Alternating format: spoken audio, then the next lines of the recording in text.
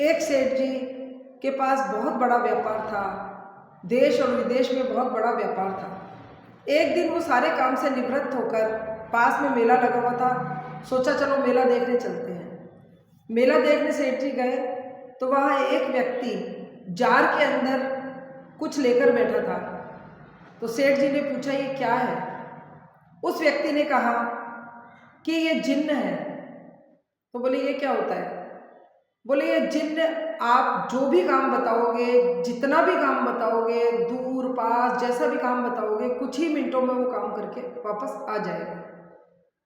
तो सेठ जी ने सोचा ये तो बहुत अच्छी बात है, मैं तो काम से बहुत परेशान हूँ और मेरे आदमी काम भी नहीं करते हैं।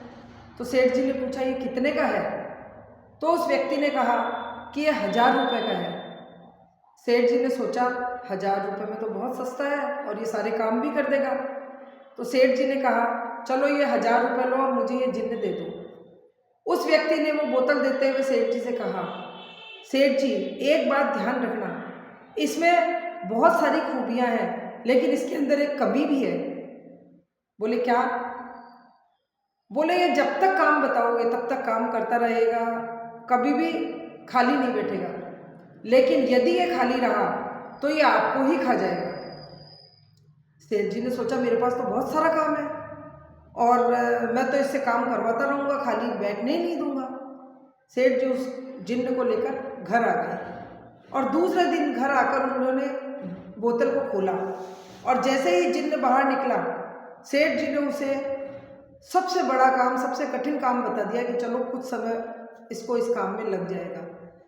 लेकिन वो जिन्न कुछ ही देर में उस काम को करके आ गया। फिर सेठ जी ने दूसरा काम बताया, फिर तीसरा काम बताया।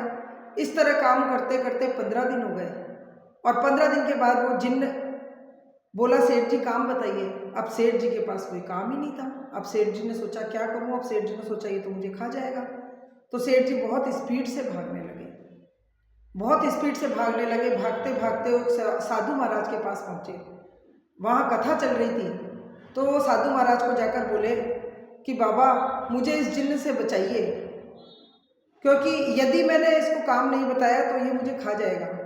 तो साधु महाराज बोले तुम एक काम करो, जिन्न को बोलो कि एक दुनिया का सबसे लंबा बांस लेकर आए और उसे लाकर अपने आंगन में गाड़ देना और इस जिन्न को बोल देना कि ये उस बांस पे ऊपर चढ़े नीचे उतरे, ऊपर चढ़े और नीचे उतरे, और जब भी काम हो तो उसे काम बता देना।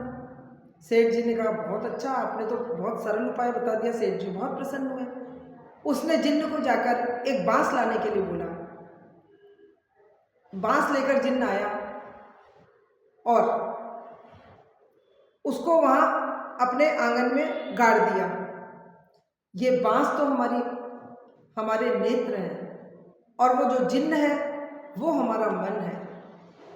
यदि हम काम करते रहते हैं तो हमारा मन भी लगा रहता है और जैसे ही हम खाली रहते हैं तो मन भी हमारा हमको कचोटने लगता है, हमको अंदर से खाने लगता है। तो उस मन को लगाने के लिए हमें मेडिटेशन करना चाहिए और जब भी वक्त मिले प्रभु का ध्यान करना चाहिए। सुबह शाम दिन रात जब भी आपको वक्त मिले आप प्रभु का ध्यान करो, नहीं तो ये मन भी उस जिन्न की तरह है कि आप यदि अकेलापन हुआ तो आपको दीमक की तरह खा जाएगा। जय शंकर।